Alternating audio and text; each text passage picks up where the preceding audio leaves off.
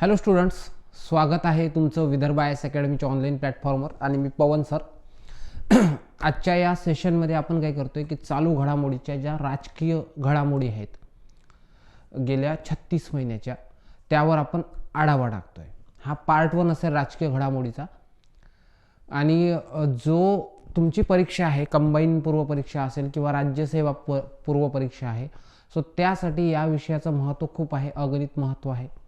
So अशा वेळेस नेमका करंटचा अप्रोच काय असावा. बऱ्याचशा मुलांचे प्रश्न असतात की सर आम्हाला करंट वाचताना खूप प्रॉब्लेम येतात, करंटमध्ये नेमक्या कोणत्या गोष्टी टाळायच्या असतात, कोणत्या गोष्टी बोलायच्या असतात, याच्या संदर्भात आम्हाला प्रचंड संभ्रम आहे. सो तो संभ्रम दूर करत मी तुम्हाला सांगतोय की न्यूजमध्ये कोणत्या गोष्टीला किती ओरिएंटेशन द्यायचं आणि कशा पद्धतीने अभ्यास करायचा जेणेकरून तुमच्या अभ्यासाला एक गती मिळेल. ठीक आहे. त्याच आशयाची एक बॅच पण माझी करंट अफेअरची बॅच 24च्या परीक्षेसाठी म्हणजे दोन्ही परीक्षेसाठी लॉन्च केली आहे. सो ती बॅच तुम्ही जाऊन बघू शकता. तर चला आता आपण काय करूया, आपण करंटच्या ज्या राजकीय घडामोडी आहेत त्या बघूया, या वर्षातल्या सर्वात हॉट. ठीक आहे, जे टॉपिक ज्याच्यावर प्रश्न आयोग विचारू शकतं.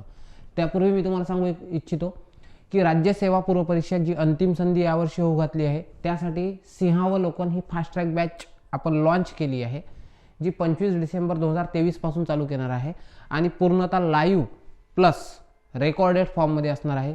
म्हणजे बाकी ठिकाणी हायब्रिड बॅच राहतात. हायब्रिड बॅचमध्ये कसं राहतं की नॉर्मली जे क्लासरूममध्ये आहे ते स्ट्रीम केलं जातं, पण नाही, आपण ही बॅच तुमच्यासाठी लॉन्च करतोय.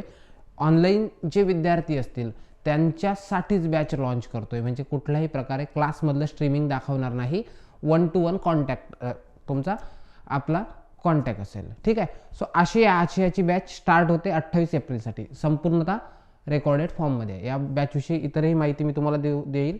ठीक आहे. सुरुवातीला आपण काय करूया, आपल्या काही करंटच्या न्यूज बघूया. सो सर्वात पहिला हॉट अँड बर्निंग टॉपिक आहे तो म्हणजे नारी शक्ती वंदन अधिनियम. म्हणजे 1971, नॉर्मली 1971-70 नंतर जे स्वप्न बघितलं गेलं जागतिक पातळीवर की महिलांना काय असावं, संसदेत प्रतिनिधित्व असावं. कारण की कसं आहे माहिती आहे का, बरेचसे इंडेक्स असं आहेत, ते इंडेक्स शो करतात की बाबा महिलांना समान संधी मिळत नाही. ठीक आहे. आणि हे खरंही आहे की बघा, आता महाराष्ट्राच्या मंत्रिमंडळामध्ये जर तुम्ही एकूणात महिलांची संख्या बघाल तर तुम्हाला फक्त एक महिला मंत्री दिसतात. किंवा मग आमदार खासदारांची संख्या बघाल तर तुम्हाला एकदम नगण्य प्रमाणात दिसतात. म्हणजे टक्का वाढतोय हळूहळू, पण तो इतका नाही जितकं पाहिजे. पंचायत राजमध्ये काय स्थिती आहे, पंचायत राजमध्ये महिलांना आरक्षण आहे, त्याच्यामुळे काही प्रॉब्लेम नाही. पण अशा वेळी महिलांना संसदेमध्ये आरक्षण असण्यासंदर्भातलं एक विधेयक मांडण्यात आलं. त्या विधेयकाचं नाव आहे नारी शक्ती वंदन अधिनियम किंवा विधेयक 2023. सो आता एक लक्षात घ्यायचा, मग याचा उद्देश काय असेल की जसं मी तुमच्याशी बोललोय, याचा उद्देश आहे की लोकसभा आणि राज्याच्या विधानसभामध्ये महिलांना 33% आरक्षण देणे. ठीक आहे. आता याआधी सर्व करण्याच्या आधी मी तुमचा एक बेस क्लिअर करून देतो की मला नेमकं काय म्हणायचं आहे. ठीक आहे. मला असं म्हणायचं आहे की भारतामध्ये आरक्षण मुद्दा हा नेमका काय आहे, की तुमच्या पद्धतीने सर आरक्षण कशा प्रकारे आहे. तर लक्षात घ्यायचं, भारतामध्ये जे आरक्षण आहे त्याचे वेगवेगळे सेगमेंटेशन आपण करू. हे बघा, आपण काही इन्स्टिट्यूशन बघू. सर्वात पहिले इन्स्टिट्यूशन बघू लोकसभा, नंतर राज्यसभा, त्यानंतर विधानसभा, विधान परिषद, त्यानंतर ज्याला आपण म्हणतो पंचायत राज इन्स्टिट्यूशन्स. ठीक आहे. एवढ्या संस्था आहेत. याचे काही सेगमेंट बघूया. आरक्षण आहे कोणाला, सर ST, SC, ST, त्यानंतर OBC, महिला. ठीक आहे. कारण की तुम्हाला माहिती आहे जागतिक पातळीवर 3च कॅटेगरी तुम्हाला दिसतात, SC, ST, OBC. राष्ट्रीय पातळीवर कॅटेगरी SC, ST, OBC आणि महिला. ठीक आहे. महिला म्हणजे यामध्येच इन्क्लुडिंग. ओके. सो अशा वेळेस मग भारतामध्ये सध्या आरक्षणाची काय स्थिती आहे, तर लोकसभेमध्ये SCला आरक्षण आहे का, तर हो आहे. किती आहे, तर लोकसंख्येच्या प्रमाणात. किती आहे, लोकसंख्येच्या प्रमाणात. राज्यसभेमध्ये SCला आरक्षण आहे का, तर लक्षात ठेवायचं इथे कोणत्याही प्रकारचं आरक्षण नसतं. राज्यसभेत म्हणजे जे वरिष्ठ सभागृह राहतं, संसदेचं असो वा राज्य विधिमंडळाचं असो, या ठिकाणी कुठल्याही प्रकारचं आरक्षण नाहीच, कुठेच नाही.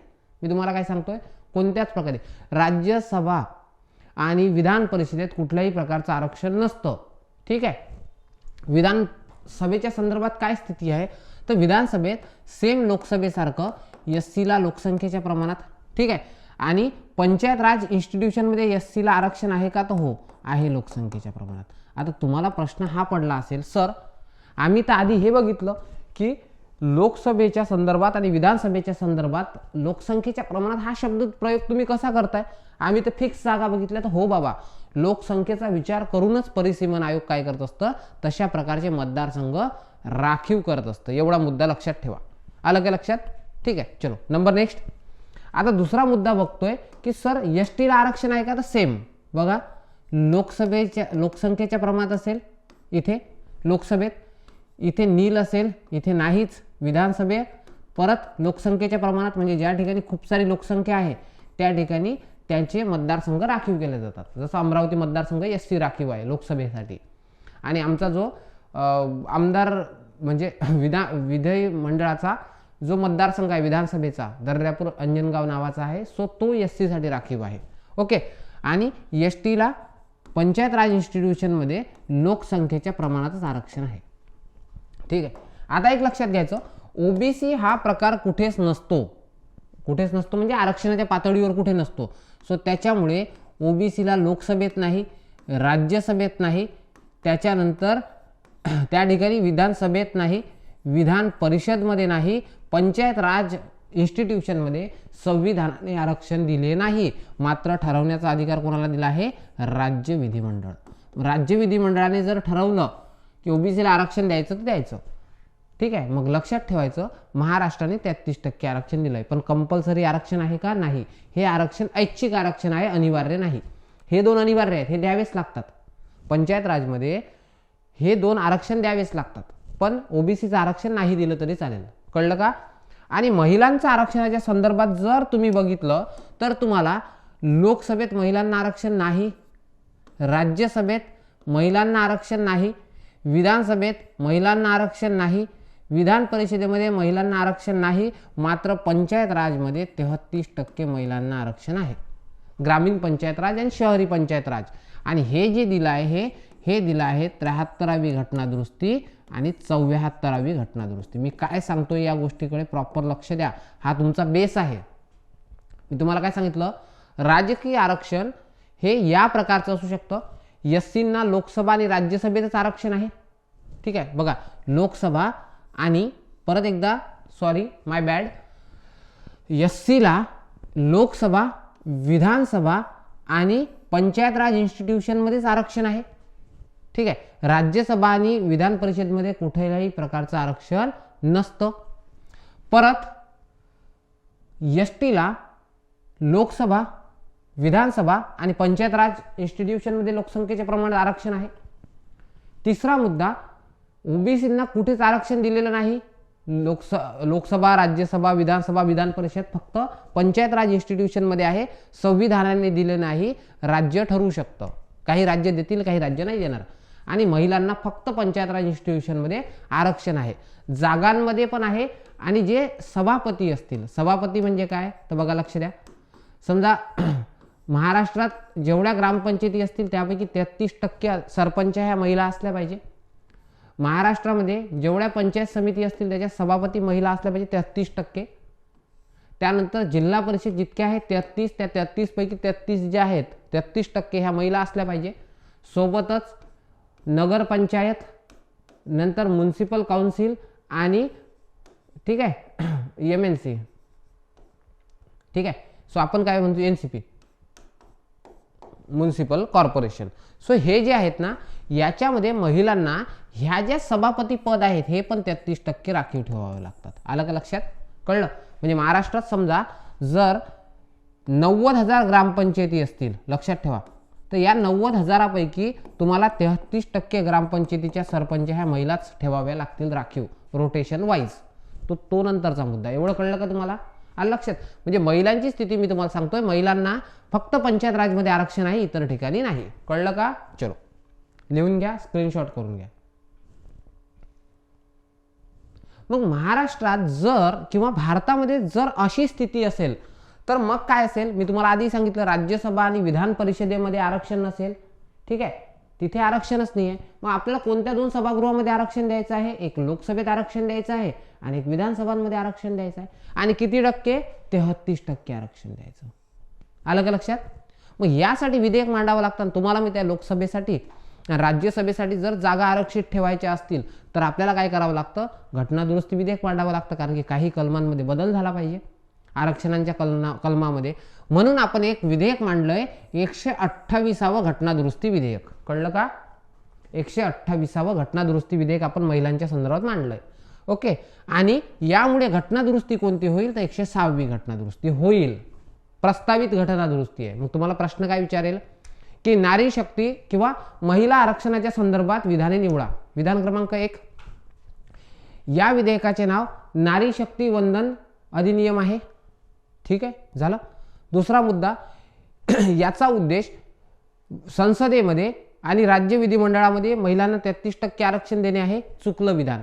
संसदेमध्ये राज्यसभेचा पण समावेश होतो आणि राज्य विधिमंडळामध्ये विधान परिषदेचा होतो. त्याच्यामुळे ते विधान बरोबर असेल का? नाही. आपल्याला फक्त शब्द काय पाहिजे? लोकसभा आणि विधानसभेमध्ये 33% आरक्षण देणे.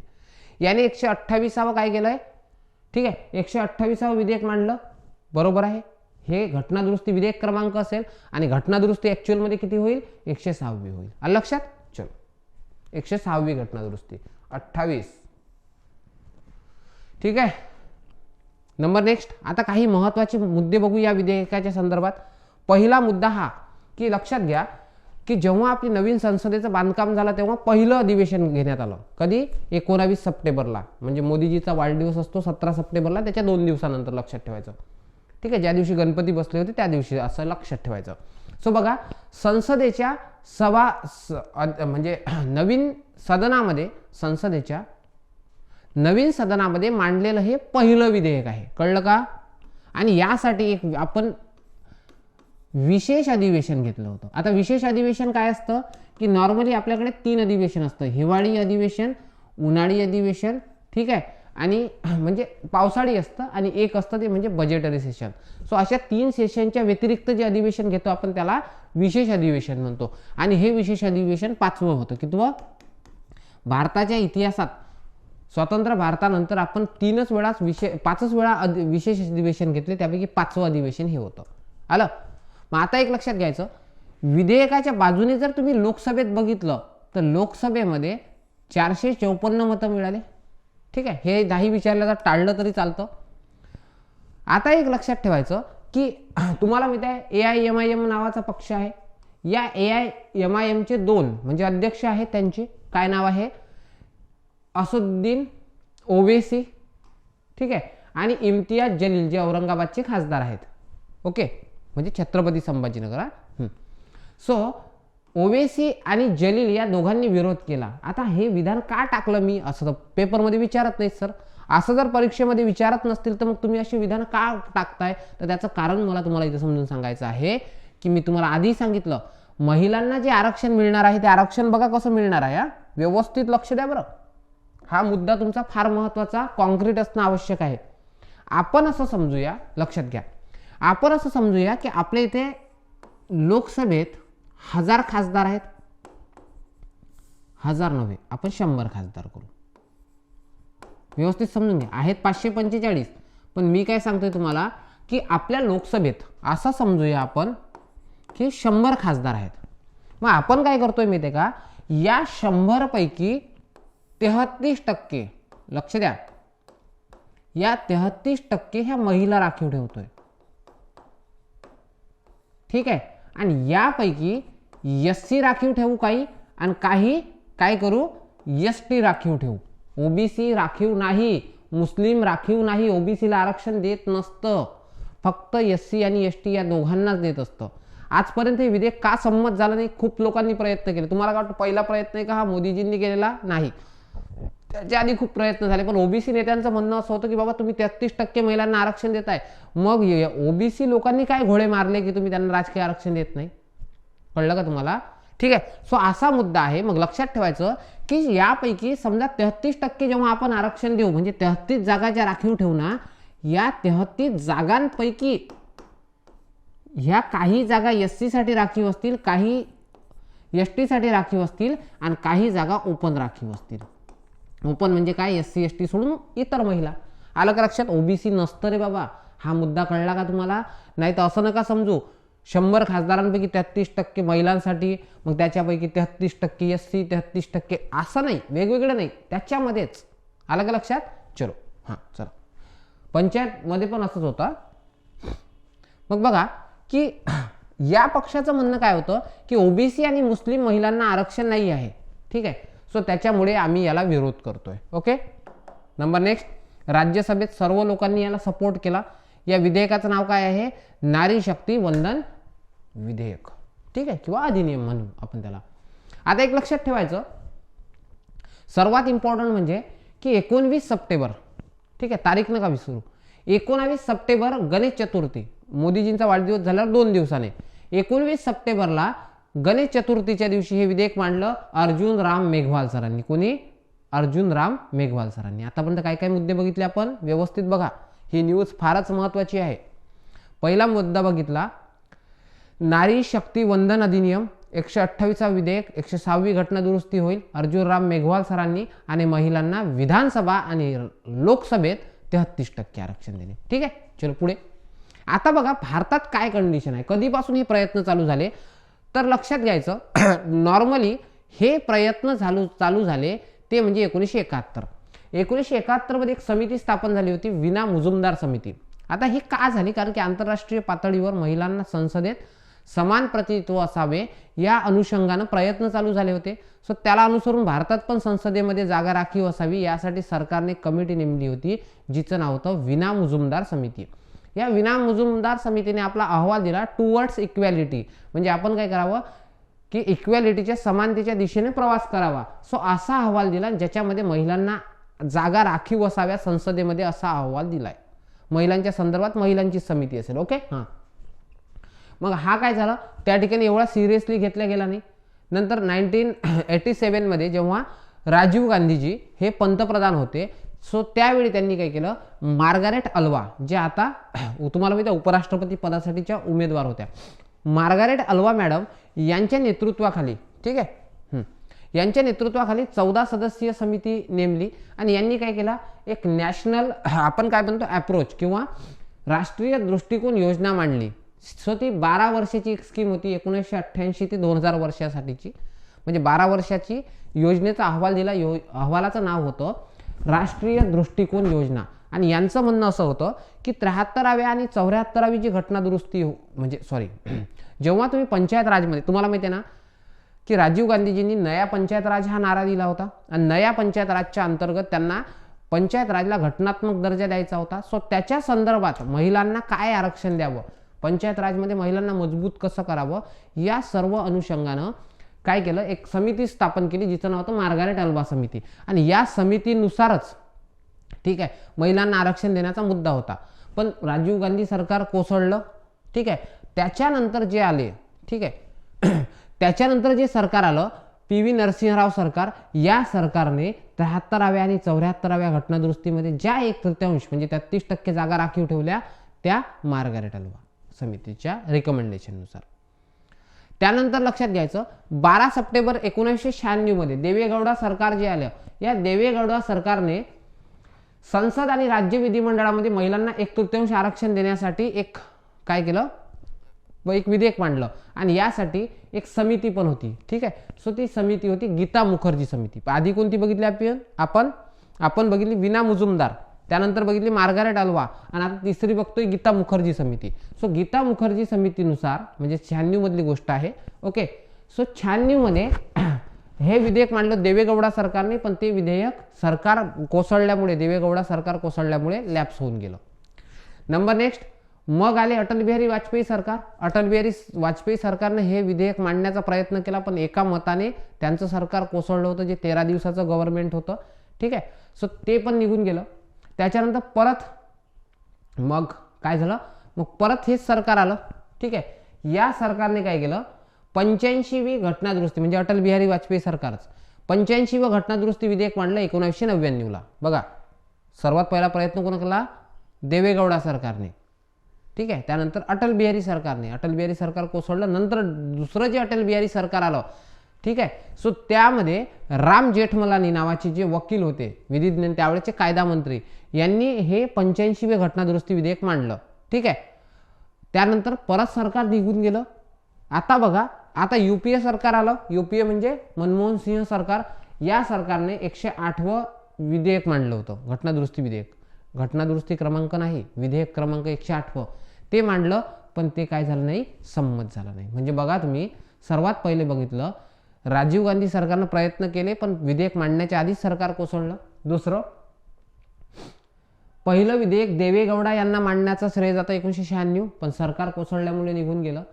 त्यानंतर 98 ते 2003 एनडीए सरकारनं 4 वेळा विधेयक मांडण्याचा प्रयत्न केला. देवेगौडा असेल किंवा मग अटल बिहारी वाजपेयी सरकार असेल, परत आलेलं अटल बिहारी वाजपेयी सरकार असेल, पण 4ही वेळा निघून गेलं. त्याच्यानंतर 2009 मध्ये हे विधेयक मांडण्यात आलं, पण याला ओबीसी नेत्यांनी विरोध केल्यामुळे निघून गेलं. म्हणजे हे विधेयक मांडलं तर मनमोहन सिंह सरकारने. ओके. त्याच्यानंतर 14 मध्ये मोदीजी मांडतील अशी अपेक्षा होती, पण ते मांडलं गेलं नाही. म्हणजेच तुमच्या एक लक्षात यायला पाहिजे की देवेगौडा सरकार यांना पहिलं श्रेय जाऊ शकतं, त्याच्यानंतर अटल बिहारी सरकारला, आणि त्याच्यानंतर एकदा कोणाला, ते म्हणजे मनमोहन सिंह यांना. ओके.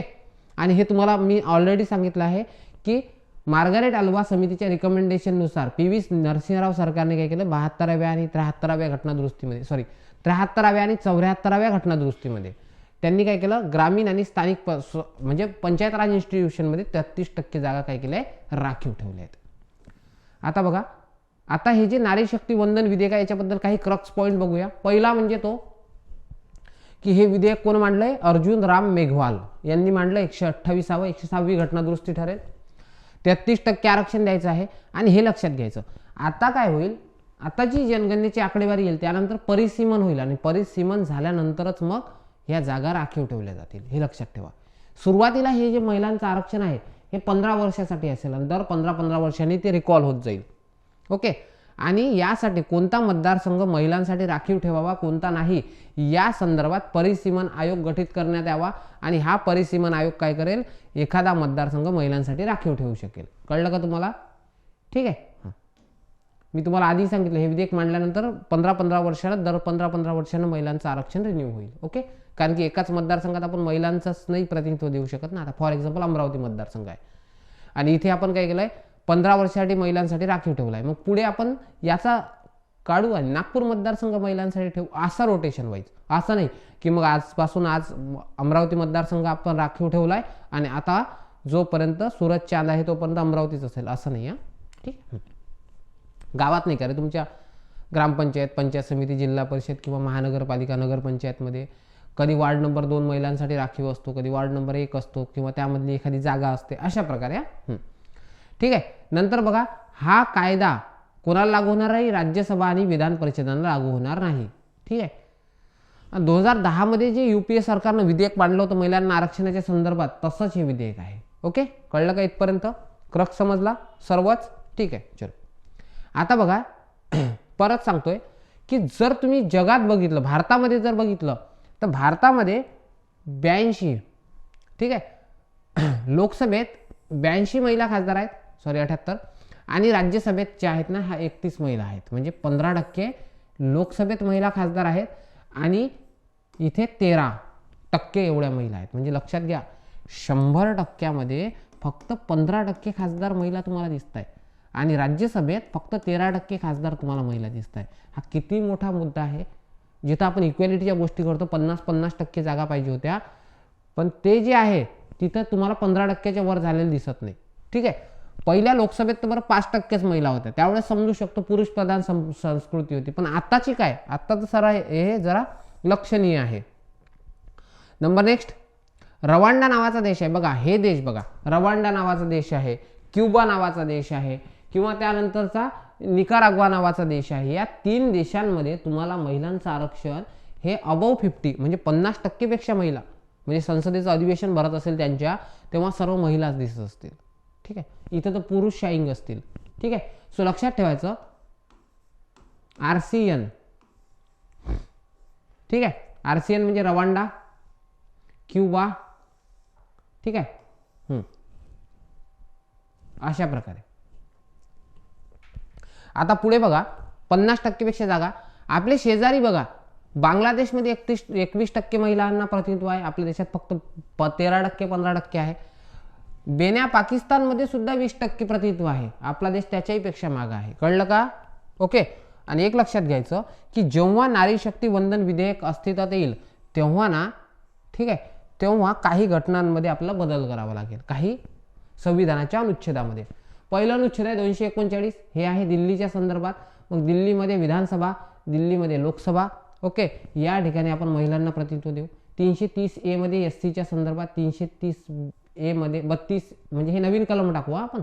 हे बघा, हे ऑलरेडी कलम आहे AA, यामध्ये हे क्लॉज जोडतोय आपण. ठीक आहे, बघा हे ऑलरेडी कलम आहे 239 AA, त्याच्यामध्ये BA BB BC असे 3 क्लॉज टाकूया, म्हणजे टाकणार आहोत.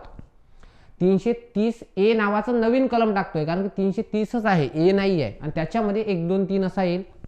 ठीक आहे, हे आहे SCच्या संदर्भात, लोकसभा विधानसभामध्ये आरक्षण, आणि त्याचं किती वर्षानंतर रिकॉल करावं लागेल ते. 332A हे ST संदर्भात आहे, लोकसभा विधानसभा आणि किती वर्षानंतर रिकॉल करावं लागेल. आणि 334A हे नवीन कलम टाकतोय, सो याच्यामध्ये काय असतील, एकूण क्लॉज असतील. आलं का लक्षात? म्हणजे आपण किती कलमांमध्ये बदल करतोय बघा.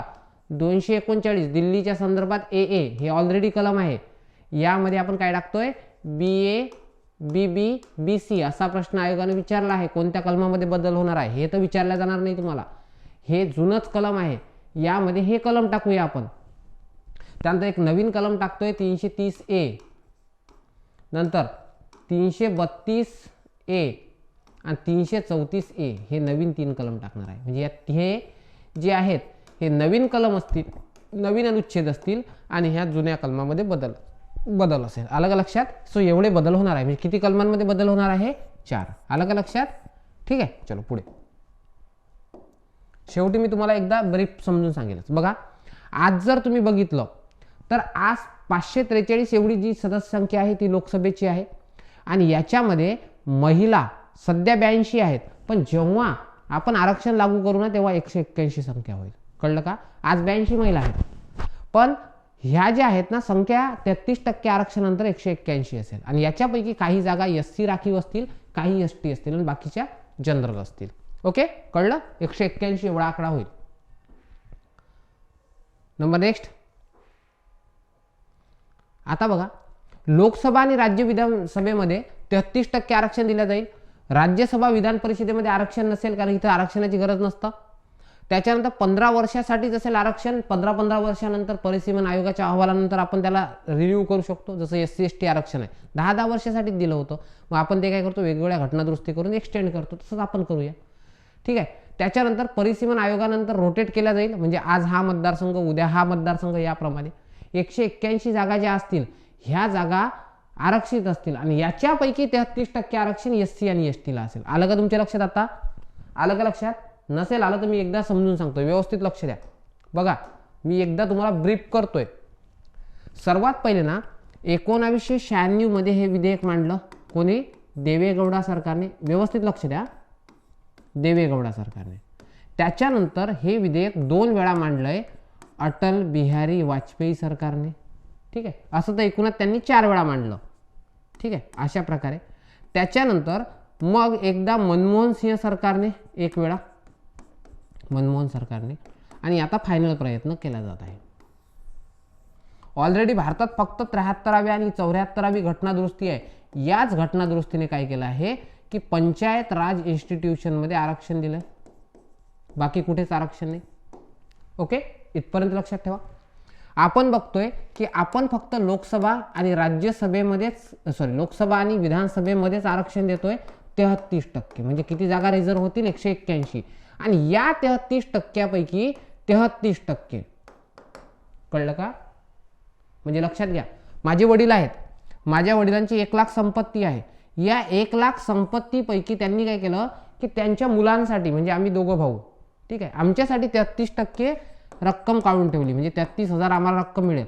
आणि या 33,000पैकी जे असेल ते 33% ही काय मिळेल? मला मिळेल. म्हणजे समजलं का तुम्हाला?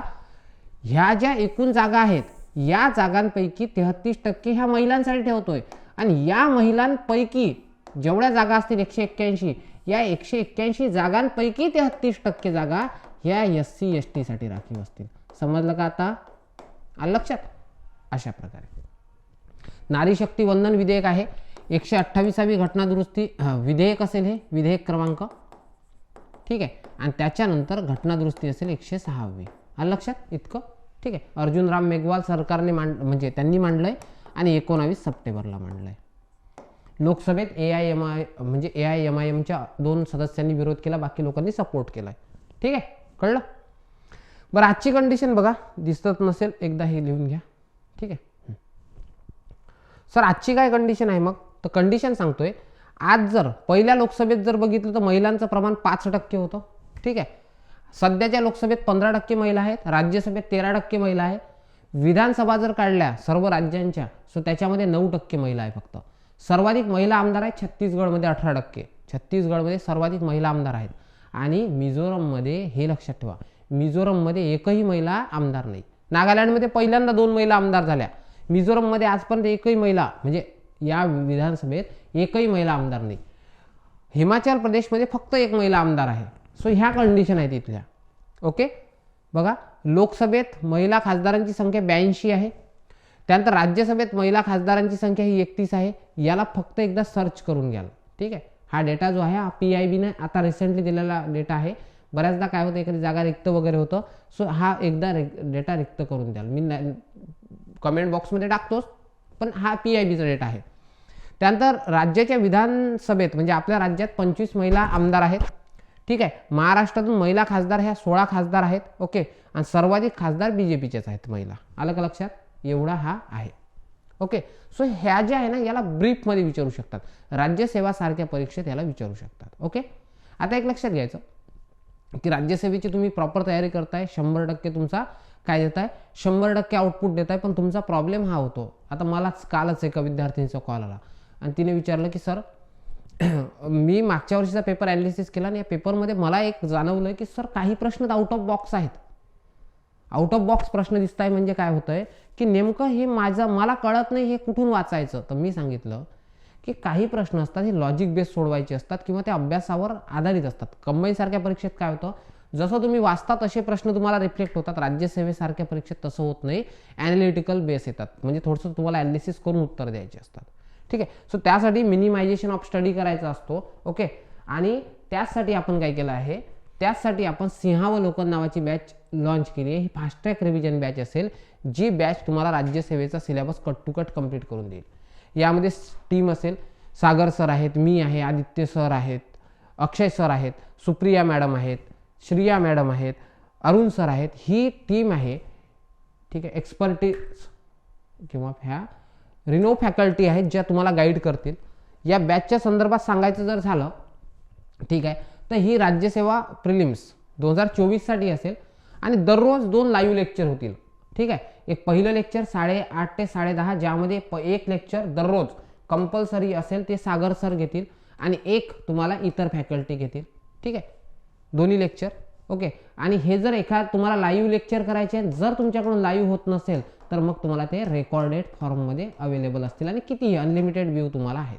मॉड्यूल तुम्हाला दिलेलं असेल, ह्याच टॉपिक वाचायचा आहे आणि हेच लेक्चर असेल. ठीक आहे. डे वाईज तुम्हाला प्लॅन असेल आणि तुमच्या परीक्षेच्या आधी विथ रिव्हिजन ही तुमचं कंप्लीट होऊन जाईल. ओके, हां, चलो. आणि तुमचे जे काही डाऊट्स असतील व्हाईल लेक्चर म्हणजे लेक्चर चालू असताना, ते आपण तिथेच कंप्लीट करून घेऊया. त्यानंतर जर तुम्ही बघितलं तर फक्त ऑनलाईन बॅच आहे, असा नाही की आपण ऑफलाईन स्ट्रीम करतोय. ओके, फीजच्या संदर्भात अकॅडमीला कॉल करून तुम्ही करू शकताय. भारतातला जो सगळं साहित्य आहे, म्हणजे जो तुमचा प्रिलिम्सला जो सर्व सिलेबस आहे त्याच्या तुम्हाला कॉपीज दिल्या जातील, नोट्स तुमच्या घरपोच तुम्हाला पोहोचवल्या जातील. सोबत तुम्हाला कॉम्प्रेहेन्सिव्ह पेपर दिला जाईल, प्रत्येक विषयाचा एक 100 मार्क्सचा, म्हणजे पेपर सॉल्विंग अप्रोच पण तुमच्याकडून तिथून करून घेतलं जाईल. चालू घडामोडीसाठीचे जे तुमचे ग्रीन बुक आहे त्याच्या सॉफ्ट कॉपी तुम्हाला प्रोव्हाइड केल्या जातील. ओके, अशा प्रकारचे हे तुम्ही कधीही जॉईन करू शकता असा कोर्स आहे. हे बघा, मी माझं मॉड्यूल सांगतोय की जसा इतिहासामध्ये महाराष्ट्रातील समाज सुधारक हा मुद्दा मी घेईल. सो तुम्हाला दिलेले आहेत की हेच टॉपिक रीड करायचे आहेत आणि हेच टॉपिक तुम्हाला मी शिकवेल आणि या प्रकारे त्याच्यावरचे क्वेश्चन पण सॉल्विंग करून घेईल. अशा प्रकारे असेल. हे जरा याचं मॉड्यूल इतिहास पंचायत राजचं हे मॉड्यूल असेल, ज्याच्यावर आजपर्यंत आयोगाने प्रश्न विचारले आणि एवढेच टॉपिक आपल्याला मिनिमायझेशन ऑफ स्टडी आणि सोबतच, ठीक आहे, हे महाराष्ट्राच्या भूगोलाचं असेल. सो याच्यामध्ये या प्रकारचे टॉपिक्स केलेले असतील. कळलं का तुम्हाला? सो आपण काय करतोय की हा जो आहे आणि कालावधी पण ठरलेला आहे की बाबा माझा जो आहे महाराष्ट्राचा भूगोल हा 1 फेब्रुवारी ते 15 फेब्रुवारी एवढ्या टाईम बाउंडिंगमध्ये. ठीक आहे.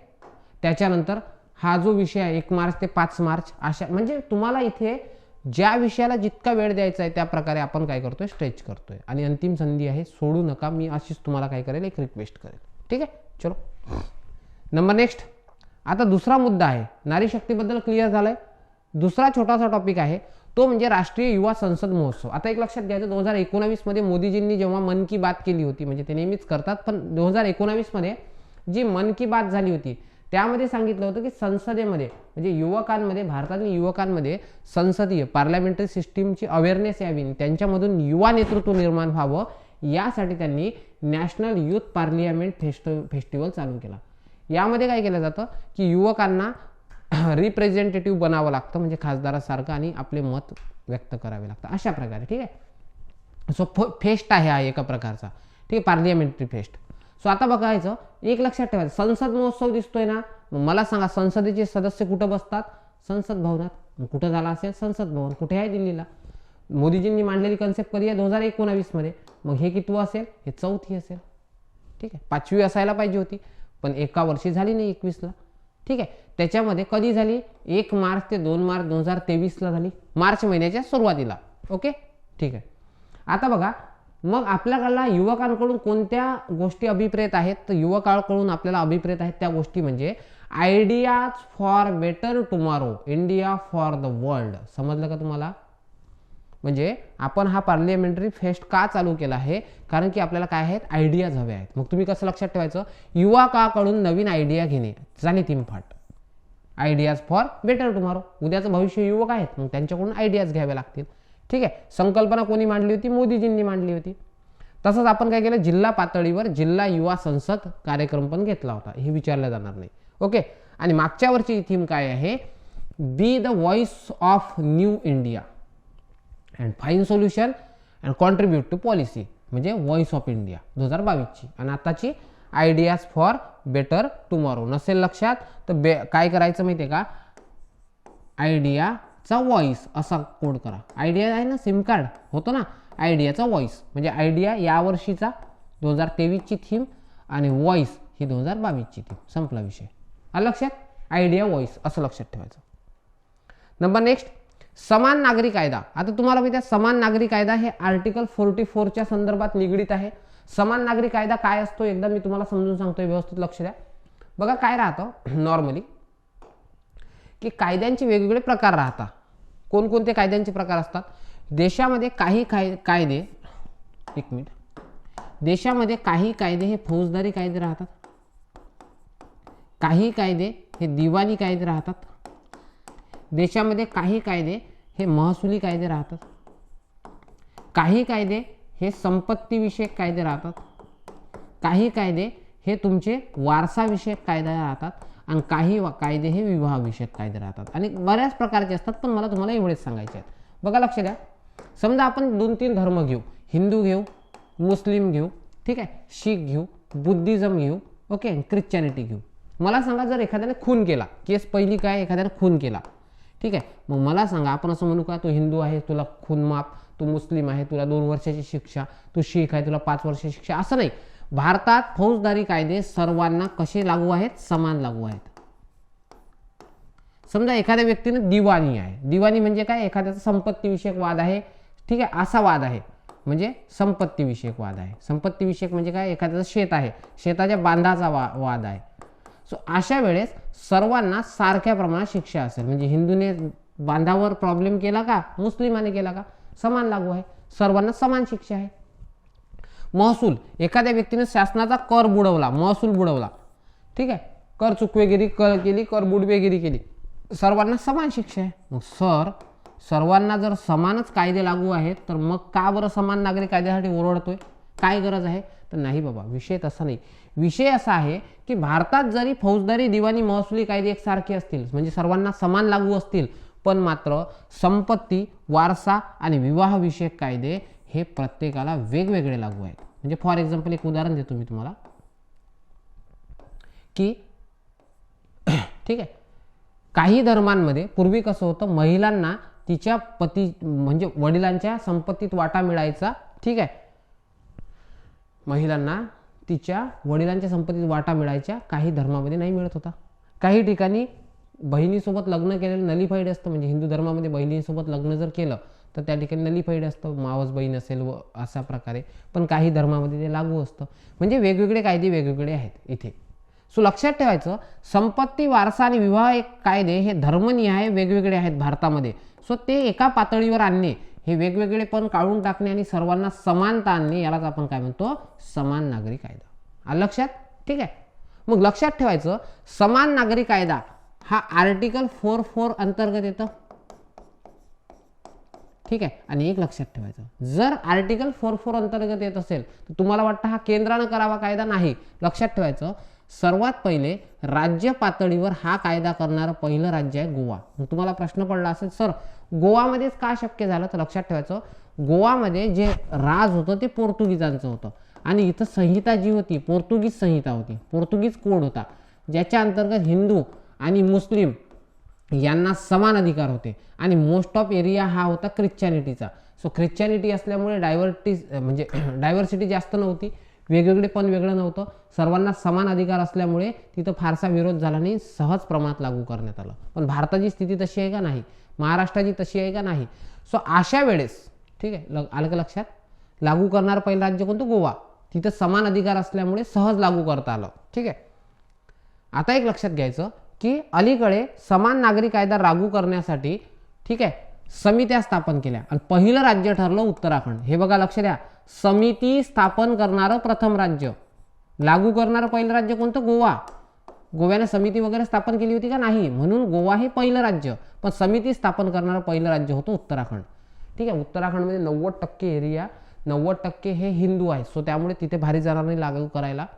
ठीक आहे. आणि या संदर्भात समिती कोणती होती? न्यायमूर्ती रंजना प्रकाश देसाई समिती 2022ला. ठीक आहे. आणि दुसरं राज्य गुजरात. गुजरातमध्ये उच्च न्यायालयाचे न्यायमूर्ती यांच्या अध्यक्षतेखाली समिती स्थापन झाली. ठीक आहे. लागू करणार पहिलं राज्य समजलं. आणि या दोघांनी समित्या स्थापन केल्यावर एका व्यक्तीने याचिका टाकली. त्याने म्हटलं की सर, समान नागरी कायद्यावर कायदा करण्याचा अधिकार फक्त संसदेला आहे, मग राज्य कसं काय समित्या स्थापन करतंय?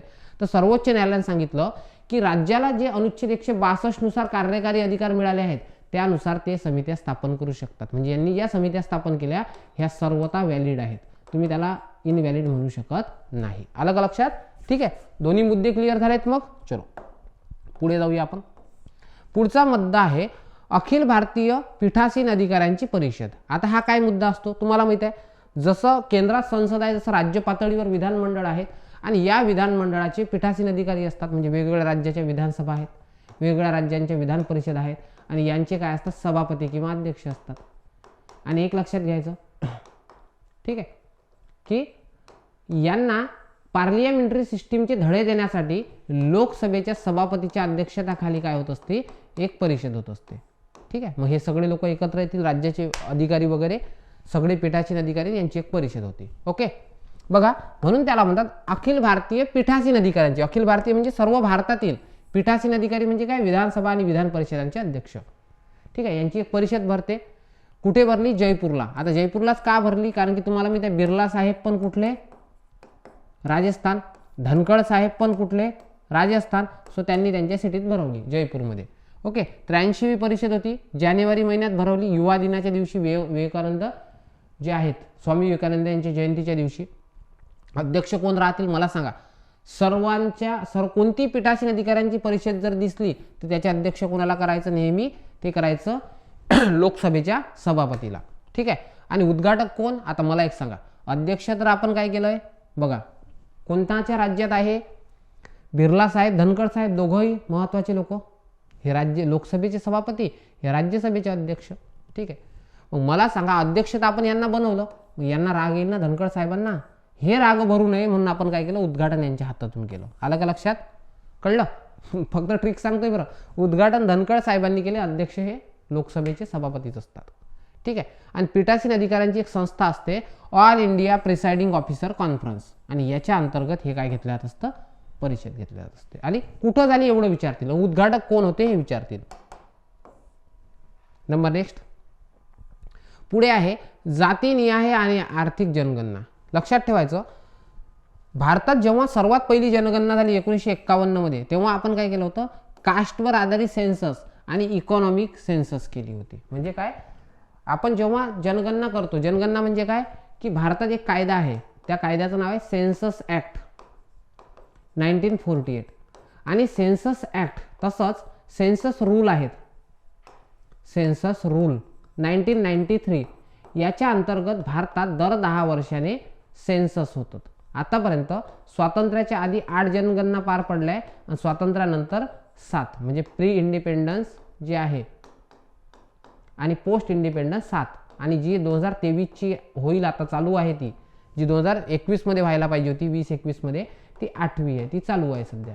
ठीक आहे, मग लक्षात ठेवायचं की सेन्सस ॲक्ट 1948, सेन्सस रूल 1993 नुसार, ठीक आहे, आणि एक समिती स्थापन झाली होती 1948 मध्ये, भोर समिती. या भोर समितीनुसार केंद्र सूचित विषय आहे. सेन्सस हा कोणत्या सूचित आहे तुम्हाला माहिती आहे, कोण करतं सेन्सस, सेंट्रल गव्हर्नमेंट. ठीक आहे, सेन्सस. आणि एक लक्षात ठेवायचं, सेन्सस करण्याचा अधिकार हा कोणाला असतो, केंद्राला. ठीक आहे, मग तुम्हाला प्रश्न पडला असेल, सर मग जातीनिहाय आणि आर्थिक जनगणना बिहारने कशी काय केली. लक्षात ठेवायचं, तुमच्या राज्यातल्या जाती मोजण्याचा अधिकार तुम्हाला आहे, त्याचा आधार घेऊन बिहारने पहिल्यांदा असं केलंय. ठीक आहे, आता लक्षात घ्यायचं की देशात सर्वप्रथम कधी मोजलं होतं 1951. याच्या आधी कोण कोण मोजलंय, राजस्थानने जातीनिहाय केलं, कर्नाटकने केलं आणि महाराष्ट्राची पण इच्छा आहे करायची. ठीक आहे, आणि अलीकडे कोण केलं, बिहारने. मग तुम्हाला एवढंच विचारतील, अलीकडे जातीनिहाय जनगणना कोणत्या राज्याने केली, बिहार. पहिलं राज्य आहे का, नाही. खर्च किती आला, 500 कोटी. आणि कोण करत असते, GAD करत असतं, जनरल ॲडमिनिस्ट्रेशन डिपार्टमेंट, म्हणजे सामान्य प्रशासन विभाग. ठीक आहे, आणि आपण काय करतो, मग त्याच्या अंतर्गत जातींना ओळखतो आणि त्यांचं समावेशन करण्यासाठी मुद्दे उचलतो. आता बघा, जेव्हा त्यांनी बिहारचा हाय, ठीक आहे, बिहारचा जेव्हा डेटा काउंट त्यांच्याकडे आला, ठीक आहे, सो त्यांच्या एक लक्षात आलं की अशा प्रकारचे काही काय आहेत, कास्टियल जे आहेत ब्रेकअप आहेत. ठीक आहे, किंवा अशा प्रकारे बिहारमध्ये 16% शेड्यूल कास्ट आहेत, शेड्यूल ट्राईब 1% आहेत. ठीक आहे, सो अशा प्रकारे हे त्यांनी काय सांगितलं की ज्या जॉब आहे गव्हर्नमेंट जॉब, याच्यामध्ये काय सिच्युएशन आहे. म्हणजे बघा, तिथल्या आदिवासींना फक्त 1%च नोकऱ्यांमध्ये आहे. म्हणजे 100 लोक जर असतील त्यापैकी एकच व्यक्ती हा शेड्यूल ट्राईबचा येतो. 16% शेड्यूल कास्ट येतात.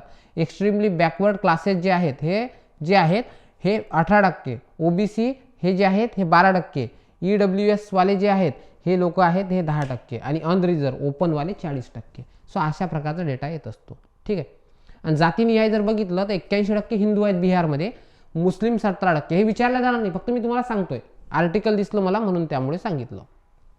आता एक लक्षात घ्यायचं, भारतात रूल ऑफ लॉ आहे, कायद्याचं राज्य आहे, आणि कायद्याचं राज्य टिकवण्यासाठी तुम्हाला माहिती आहे ना, तुम्ही तुमचे मोबाईल अपडेट करत राहता ना, प्ले स्टोअरवर जायचं, कोणचे अपडेट आले ते अपडेट करत राहायचं. ठीक आहे, तसंच काय करावं लागतं, भारतात जर कायद्याचं राज्य असेल तर कायदा अपडेट ठेवणं हे महत्त्वाचं असतं. असं नाही की 1951 मध्ये कायदा केला होता आणि तो कायदा तसाच्या तसा आज लागू आहे, नाही, त्याला काय करावं लागतं, अपडेट करावं लागतं. मग भारतात कोणते कायदे अपडेट करायचे, कोणते कायदे रद्द करायचे, ठीक आहे, आणि कोणत्या कायद्यामध्ये सुधारणा करायच्या, म्हणजे रद्द करायचे, सुधारणा करायचे, किंवा भारतात कोणते नवीन कायदे करायचे हे ठरवण्यासाठी काय असावं लागतं, एक आयोग असावा लागतो. सो त्याला आपण काय म्हणतो, कायदा आयोग. बघा, लक्ष द्या. आणि ही परंपरा कधीपासून चालू झाली, रूल ऑफ लॉ म्हणजे कायद्याचे राज्य, रूल ऑफ लॉ, कायद्याचे राज्य ही कन्सेप्ट आपण कुठून घेतली, ब्रिटनकडून. ठीक आहे, आणि तुम्हाला माहिती आहे ब्रिटनने 1833 मध्ये भारतात पहिला कायदा सदस्य पाठवला होता. ठीक आहे, गव्हर्निंग काउन्सिलचा जो सदस्य बनला होता त्याचं नाव होतं लॉर्ड बॅबिंग्टन मेकॉले. लॉर्ड बॅबिंग्टन मेकॉले हा मेकॉले हा भारतातला पहिला कायदा सदस्य होता. ठीक आहे, याने भारतासाठी कायदा करणं चालू केलं. IPC नावाचा कायदाही त्यानेच केला, म्हणून त्या IPCला मेकॉलेज कोड असं म्हणतात. ठीक आहे, मग बघा तेव्हापासून सुरुवात झाली. मग सर मेकॉलेपासून चालू झाले असेल तर 22च का, तर लक्षात घ्यायचं आपण पोस्ट इंडिपेंडन्स मोजत असतो. कोणते, पोस्ट, म्हणजे 1947 नंतर. पहिला जो झाला होता ना हा 1952च्या नंतर झाला होता, लक्षात ठेवा. आता बघा की विधी आयोगाचा संविधानात असेल का उल्लेख, नाही, तर लक्षात ठेवायचं गैरवैधानिक, म्हणजे याच्या संदर्भात कोणता कायदा पण नाही आणि संविधानात पण तरतूद नाही. म्हणजे विधी आयोग ही गैरवैधानिक, गैरसंविधानिक संस्था आहे. याला सल्ला कोण देतं, कायदा आणि न्याय मंत्रालय देतं. ठीक आहे, त्याच्यानंतर 3 वर्षाचा कार्यकाल असतो एका कायदा आयोगाचा, त्याला 3 वर्षात आपला अहवाल द्यावा लागतो अभ्यास करून, ठीक आहे. आणि मला सांगा कायदा कोणाला समजतो सर्वाधिक, तो म्हणजे सर्वोच्च न्यायालयाचे मुख्य न्यायाधीश, ठीक आहे, किंवा उच्च न्यायालयाचे मुख्य न्यायमूर्ती. म्हणजे बघा सर्वोच्च न्यायालयाचे न्यायाधीश आणि किंवा उच्च न्यायालयाचे मुख्य न्यायमूर्ती यांच्या अध्यक्षतेखाली काय असतो, कायदा आयोग असतो. स्वतंत्र भारतातला पहिला जो आहे तो 1955ला झाला स्थापन. कोणता? MC सेटलवाड, हेच पहिले महान्यायवादी होते भारताचे. आणि भारतातला पहिला जर म्हटलं तर तो 1834ला लॉर्ड मेकॅनो. समजलं का? भारतातला पहिला लॉर्ड मेकॅनो आणि स्वतंत्र भारताचा पहिला MC सेटलवाड. ओके. आणि आता हा जो 22वा आहे म्हणजे MC सेटलवाड सरांपासून आतापर्यंत 3-3 वर्षांनी असे 22 आयोग स्थापन झाले. आणि 22व्या आयोगाचे जे अध्यक्ष होते ते म्हणजे कर्नाटक न्यायालयाचे मुख्य न्यायमूर्ती ऋतुराज अवस्थी सर. कर्नाटक हायकोर्टचे मुख्य न्यायमूर्ती माजी ऋतुराज अवस्थी. आणि यांना आपण काय दिली होती? मुदतवाढ दिली होती, ठीक आहे. आणि यांनी आपला अहवाल पण सादर केला, ठीक आहे. आलं का लक्षात? मग तुम्हाला एवढंच लक्षात ठेवायचं, विधी आयोगाचे 22व्या विधी आयोगाचे अध्यक्ष कोण, तर ते म्हणजे ऋतुराज अवस्थी सर. ओके. आतापर्यंत जे आयोग झाले त्याच्यापैकी काही आयोगाचे अध्यक्ष आपण बघा की 19व्या आयोगाचे रेड्डी सर होते, 20व्या आयोगाचे जैन सर होते, DK जैन, आणि 21वे चव्हाण सर, ठीक आहे. आणि 22वे ऋतुराज अवस्थी सर. हे लक्षात ठेवा, जोड्यासाठी येऊ शकतं. याच्या आधी चव्हाण, जैन आणि रेड्डी. आता बघा आतापर्यंत जे 22 आयोग झाले या 22 आयोगांनी आतापर्यंत 281 अहवाल दिले. बघा आयोग किती झाले? 22. आणि 22 आयोगाने आतापर्यंत 281 अहवाल दिले, ठीक आहे. आता बघा जसा 22वा आयोग आहे, 22व्या आयोगाने आपले काय काय अहवाल दिला? पहिला दिला urgent need to amend rule 14(4) order, ठीक आहे. म्हणजे सिव्हिल प्रोसिजर कोडमध्ये तुम्ही बदल करा, ठीक आहे. Usage of law in sedition, sedition म्हणजे काय? राजद्रोहाच्या कायद्यामध्ये अर्जंट सुधारणा करा, ठीक आहे. ॲडव्हर्स पोजेशन जे आहे याच्यामध्ये सुधारणा करा. आणि compensation of damage due to installation of towers and transmission line under the Indian telegraph act याच्यामध्ये बदल करा आणि इलेक्ट्रिसिटी ॲक्टमध्ये बदल करा सांगितलं. हे विचारलं जाणार नाही, फक्त प्रश्न एवढाच की 281 आतापर्यंत अहवाल आले. कारण की तुम्ही कोणत्याही मासिकात वाचाल तर तुम्हाला 277 अहवालच दिले असतील. हे चूक काढा आणि 281, कारण की 4 सुधारणा यांनी सुचवल्या 22व्या आयोगाने. कळलं? चला पुढे जाऊया. नंबर नेक्स्ट आहे संसद रत्न पुरस्कार. आणि जर तुम्हाला ही बॅच जॉईन करायची असेल तर प्ले स्टोअरवर जाऊन, ठीक आहे, आपलं जे विदर्भ आयएस अकॅडमीचं ॲप आहे किंवा अकॅडमीला कॉल करून तुम्ही माझ्या बॅचबद्दल विचारणा करू शकताय, ठीक आहे. आता आहे संसद रत्न पुरस्कार. आता तुम्हाला वाटत असेल संसद रत्न पुरस्कार हे गव्हर्नमेंटचे आहेत, तर नाही. हे पुरस्कार एक संस्था देते, प्राईम टाईम, म्हणजे हे गव्हर्नमेंटचे पुरस्कार नाहीत, शासकीय पुरस्कार नाहीत, ठीक आहे. मग का चालू केले? तर APJ अब्दुल कलाम सर जे होते, APJ अब्दुल कलाम सरांचं स्वप्न होतं की भारतात खासदारांनी आपल्या भूमिका व्यवस्थित मांडाव्या, म्हणून त्यांना काहीतरी अप्रिशिएशन करणारे पुरस्कार चालू करा. जसं नसतं का वर्गात नंबर दिल्या जातात, डान्स कॉम्पिटिशनमध्ये नंबर दिल्या जातात, कारण की कॉम्पिटिशन असली कुणीतरी एक्सलन्सी दाखवण्यासाठी, पहिलं येण्यासाठी आपली एक्सलन्सी दाखवते. सो संसदेच्या सदस्यांनी पण तसंच करावं, आपले प्रश्न मांडावे आणि त्यांना पुरस्कार मिळावं. नाही तसे मांडत असतील तर पुरस्कारासाठी तरी मांडावे, या आशयाने स्वप्न होतं कलाम साहेबांचं की असे पुरस्कार असावे. आणि यांचं स्वप्न पूर्ण केलंय ते म्हणजे प्राईम टाईम फाउंडेशन नावाची संस्था आणि मद्रास IIT हे पुरस्कार देतं, लक्षात ठेवा. आता बघा की या वर्षी म्हणजे 2023ला हे पुरस्कार झाले. सुरुवात कधी झाली? 2010 पासून. मला सांगा जर सुरुवात 2010 पासून झाली असेल तर हे पुरस्कार कितवे पाहिजे? 13वे पुरस्कार. मला सांगा 13वे पुरस्कार तर किती जणांना देऊ आपण? 13 जणांना. आलं का लक्षात? सुरुवात लक्षात आली? 2010 मध्ये कितवे पुरस्कार आहेत? 13वे. किती जणांना दिले? 13 जणांना. मग 13च्या 13ही महाराष्ट्रातले असतील का? नाही. तर महाराष्ट्रातले 4, ठीक आहे. महाराष्ट्र 4 लोक, 1 2 3 4. पहिले गोपाळ शेट्टी सरांना मिळाला, भाजपचे खासदार आहेत. हिना गावित मॅडम आहेत, भाजपच्या खासदार आहेत, ठीक आहे. त्यानंतर फौजिया खान मॅडम आहेत, ह्या राज्यसभेवर महाराष्ट्रातून आहेत.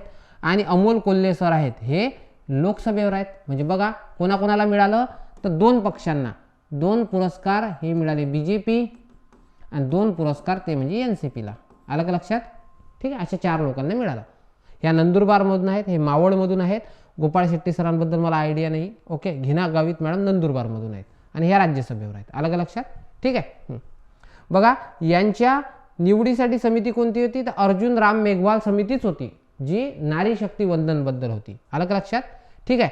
आणि यावर्षी पहिल्यांदा जीवन गौरव पुरस्कार पण देण्यात आला. सो जीवन गौरव पुरस्कार देण्यात आला टी.के. रंगराजन सरांना. लक्षात ठेव सर, तुम्हाला विचारतील संसद रत्न पुरस्काराविषयी योग्य विधाने निवडा. भारत सरकारद्वारे दिले जाणारे हे पुरस्कार आहेत, चुकलं. ठीक आहे. नंतर यावर्षी 13 जणांना देण्यात आले, बरोबर. ठीक आहे. आणि जीवन गौरव पुरस्कार हा टी.के. रंगराजन सरांना देण्यात आला, बरोबर. आणि कोणत्या पक्षाचे आहेत? MCP. ओके, झालं. प्रेरणा कोणी दिली? APJ अब्दुल कलाम सरांनी. पहिले कधी झाले? 2010 मध्ये. आणि कोण देतं? तर प्राईम टाईम फाउंडेशन नावाची संस्था आणि सहकार्य कोण करतं? IIT मद्रास. आलं लक्षात? चला पुढे जाऊया. नंबर नेक्स्ट, महाराष्ट्राचे नवीन राज्यपाल. बघा लक्ष द्या, महाराष्ट्राचे नवीन राज्यपाल 23वे. आता प्रश्न पडला असेल सर आम्ही तर 20वे वाचले. तर बघ, संयुक्त महाराष्ट्राची स्थापना झाली 1956ला. हे झाली संयुक्त महाराष्ट्र, म्हणजे आपण त्याला काय म्हणतो? द्विभाषिक. संयुक्त म्हटल्यापेक्षा द्वैभाषिक. कळलं इथपर्यंत? आणि स्वतंत्र महाराष्ट्राची स्थापना झाली 1960ला. ठीक आहे, हा झाला महाराष्ट्र स्वतंत्र. मग मला सांगा, स्वतंत्र महाराष्ट्र जर म्हटलं म्हणजे तेव्हापासून जर म्हटलं तर ते 20वे अध्यक्ष आहेत. ओके. आणि 1956 ते 60च्या दरम्यान 3 झाले होते. सो त्याच्यामुळे 1956 पासून ते 23वे आहेत. आलं का लक्षात? मग तुम्हाला जर विचारले कितवे आहेत तर काय करायचं? तिथं काहीतरी शब्द दिला असेल, स्वतंत्र महाराष्ट्राचे कितवे किंवा महाराष्ट्राच्या स्थापनेपासूनचे कितवे, असा काहीतरी येईल. ठीक आहे. सो 23वे आणि 20वे असे राज्यपाल तुम्हाला दिले आहेत. मग मला सांगा, महाराष्ट्राचे राज्यपाल झाले, शपथ कोणत्या भाषेत घेतील? मराठीतच घेतील. कोण शपथ देत असते यांना? उच्च न्यायालयाचे मुख्य न्यायमूर्ती संजय गंगापूरवाला सर होते, यांनी दिली. ओके. कुठले आहेत हे? बैस सर आहेत आपल्या बाजूचे, भिलाईचे, म्हणजे रायपूर छत्तीसगडचे आहेत. रायपूर छत्तीसगडचे. ठीक आहे. रायपूरमध्ये नगरसेवक होते. मध्य प्रदेशच्या पूर्वी जी विधान परिषद होती तिथले सदस्य होते. मध्य प्रदेश BJPचे प्रदेश मंत्री होते. 7 वेळा लोकसभा खासदार होते. त्यानंतर अटल बिहारी वाजपेयी सरकारमध्ये मंत्री राहिलेले आहेत. पोलाद व खाण, रासायनिक व खते, माहिती प्रसारण मंत्री, केंद्रीय खाण मंत्रालय. ठीक आहे. सो अशा प्रकारे 21 फेब्रुवारीला यांनी पदभार घेतला. 18 फेब्रुवारीला. ठीक आहे. आणि याच्या आधी सर्वात इम्पॉर्टंट, या आधी कोणत्या राज्याचे राज्यपाल होते तर सांगायचं त्रिपुरा आणि झारखंड. काय सांगायचं? त्रिपुरा आणि झारखंड. ओके, आलं का लक्षात? ठीक आहे. त्रिपुरा आणि झारखंडचे होते. नंबर नेक्स्ट, तुम्हाला माहिती आहे की जे आंध्र प्रदेशचे जे मुख्यमंत्री होते यांनी एक स्वप्न बघितलं होतं की आपल्या राज्यात 3 राजधान्या असतील. बघा, वैधानिक राजधानी म्हणजे विधिमंडळ ज्या ठिकाणी असतील जिथं फक्त अधिवेशन भरतील, विधिमंडळ ज्या ठिकाणी असेल त्याला आपण वैधानिक राजधानी म्हणू, आणि ते असेल अमरावतीमध्ये. अमरावती हे का नाही त्यांची. ठीक आहे. त्यांचं म्हणणं असं होतं की मंत्रालय जिथं असेल, मंत्री ज्या ठिकाणी बसतील त्याला आपण म्हणू कार्यकारी राजधानी, ती असेल विशाखापट्टणमला. आणि कुर्नूल या ठिकाणी काय असेल? न्यायिक राजधानी. म्हणजे याचा अर्थ न्यायमंडळ म्हणजे हायकोर्ट कुठं असेल? कुर्नूलला असेल. असं 3 स्वप्न होते त्यांचे. म्हणजे जे 3 स्तंभ असतात लोकशाहीचे, कोणता कोणता? संसद, कार्यकारी मंडळ आणि न्यायमंडळ, हे 3ही वेगवेगळ्या ठिकाणी असावे. ठीक आहे, आलं लक्षात? ठीक आहे. पण हे का सुचलं? त्यांनी दक्षिण आफ्रिकेला फिरायला गेले. दक्षिण आफ्रिकेला फिरत असताना त्यांना दिसलं की बाबा इथं 3 कॅपिटल आहेत. यांनी 3 कॅपिटलचं स्वप्न बघितलं. ठीक आहे. पण आता काय झालं माहिती आहे का? कारण की 2014 मध्ये जेव्हा आंध्र प्रदेशमधून तेलंगणा गेला तेव्हा यांची जी हैदराबाद राजधानी होती ही कुठे गेली? ही गेली तेलंगणामध्ये. यांना वेगळी कॅपिटल निवडणं होतं. मग यांना वाटलं 3 निवडू, पण ते आता फिसकटलं. आता त्यांनी ठरवलं आम्हाला एकच राजधानी पाहिजे, विशाखापट्टणम, मुंबईसारखं. तिथंच हायकोर्ट, तिथंच विधिमंडळ आणि तिथंच काय असेल? मंत्रालय. अशा प्रकारे एकच राजधानी असेल, विशाखापट्टणम. ओके, चलो पुढे. एक देश एक निवडणूक. ठीक आहे. एक देश एक निवडणूक. आता एक लक्षात ठेवायचं. ठीक आहे. त्याआधी सांगू इच्छितो की येणाऱ्या परीक्षेसाठी तुम्हाला भूगोल या विषयाची परिपूर्ण तयारी करायची असेल तर माझी भूगोलाची बॅच लॉन्च केलेली आहे. ठीक आहे. गट ब, क आणि राज्यसेवेसाठी.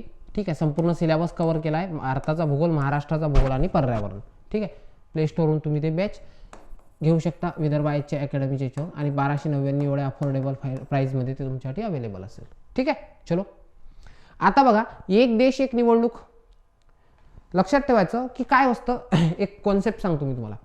जर समजा लोकसभेच्या निवडणुका असेल तर खर्च केंद्र करतं, ठीक आहे. विधानसभेच्या निवडणुका असतील तर राज्य खर्च करतं, पण काही प्रमाणात इथं राज्यांचं कॉन्ट्रीब्युशन असतं आणि काही प्रमाणात इथं केंद्राचं कॉन्ट्रीब्युशन असतं. पण आपण जर लोकसभा आणि लोकसभा आणि विधानसभेच्या निवडणुका सोबत घेतला तर किती खर्च वाचेल सांगा बरं मला. वाचू शकतो ना. सो याच कन्सेप्टमधून आपण काय केलंय, एक देश एक निवडणूक अशी कन्सेप्ट स्वीकारली, ठीक आहे. आणि एक देश एक निवडणुकीसाठी घटना दुरुस्ती करावी लागते, घटनेत बदल करावा लागतं. आणि भारतात हे शक्य आहे का याचा अभ्यास करण्यासाठी आपण माजी जे राष्ट्रपती होते रामनाथ कोविंद सरांच्या अध्यक्षतेखाली, कारण की हे मोठे हे पण आहेत, वकील पण आहेत, विधिज्ञ पण आहेत, ठीक आहे. सो ज्येष्ठ विधिज्ञ आणि माजी राष्ट्रपती रामनाथ कोविंद सर यांच्या अध्यक्षतेखाली एक समिती गठीत केली. या समितीमध्ये काही सदस्य आहेत अमित शहा सर, विरोधी पक्षनेता अधीर रंजन चौधरी सर, गुलाम नबी आझाद, सुभाष कश्यप सर जे लोकसभेचे महासचिव होते, NK सिंह सर यांचं नाव तुम्ही ऐकलं आहे, हरीश साळवे हे मोठे वकील आहेत, संजय कोठारी सर, ठीक आहे, विजिलन्स कमिशनचे अध्यक्ष होते. सो हे जे आहेत हे 7 सदस्य यामध्ये आहेत. आणि हे सर्वात इम्पॉर्टंट नाव याचे सचिव आहेत नितेश चंद्र सर, ओके. आणि यांच्या अध्यक्षतेखाली समिती गठीत करण्यात आली 1 सप्टेंबरला. हे अहवाल देतील आपल्या देशात शक्य आहे का. कारण की भारतात ज्या सुरुवातीच्या 4 लोकसभा झाल्या 1951, 52, 57, 62 आणि 67, या 4ही मध्ये सोबत निवडणुका झाल्या. कारण की बघा केंद्रात पण कोण होतं, इंडियन नॅशनल काँग्रेस, राज्यामध्ये पण गव्हर्नमेंट इंडियन नॅशनल काँग्रेस, आणि त्यावेळी राज्यामध्ये फोडाफोडीचं राजकारण नव्हतं. पूर्ण 5 वर्षाची टर्म कंप्लीट करत होते तिथले मुख्यमंत्री, म्हणून सोबत निवडणुका शक्य होत्या. पण आता आपण काय बघतो 4 दिवस, काही लोक 6 महिने असतात, नंतर मुख्यमंत्री बदलतो, परत निवडणुका घ्या. सो त्याच्यामुळे ती चेन रप्चर झाली, ओके झालं.